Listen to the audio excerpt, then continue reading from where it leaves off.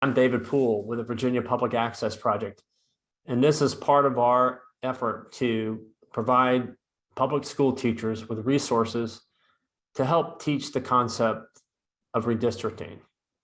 This is part one, and we're going to deal in this section with the question, why is redistricting necessary? Well, that's a simple question, but it can be hard to explain to your students. But let's give it a try.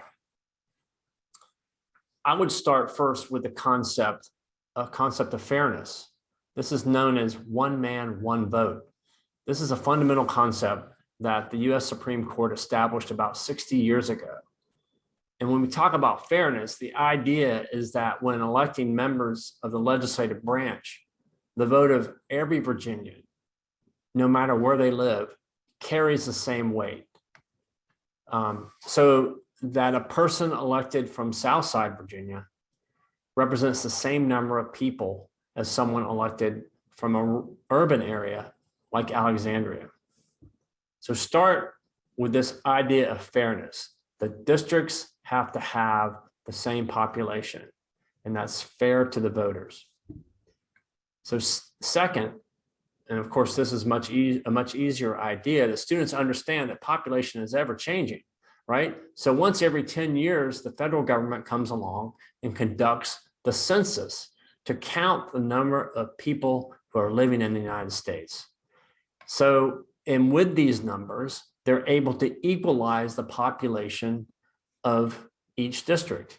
This can require a little bit of math. You can see that for the 100 House districts or the 40 state Senate districts or the 11 congressional districts in Virginia, how the 2010 population worked out to about, for each congressional district, you need about 727,000 people. But that was in 2011, and time passes, and over time, some areas of Virginia gained population as families had children and people moved into the area from the rest of the state or from out of state or, from other countries. And in some areas of Virginia, lost population as, say, the number of deaths exceeded the number of babies born, and as people left to pursue opportunities elsewhere. So over the course of a decade, these changes really added up. So let's see what these districts look like in 2020. You can see the areas in brown gained population. They were overpopulated, and the ones in purple did not grow as fast and needed more people.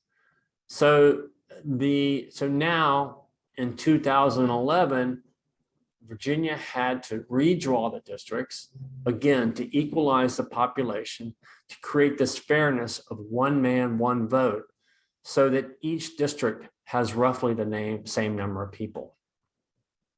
Now, there's some additional information for this part one. If you look below the description of the video, you'll find a couple of these resources that are part of VPAP's K-12 Civics Education Library.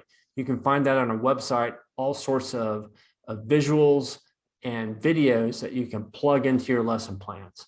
So good luck and stay tuned and look at the next two episodes about redistricting.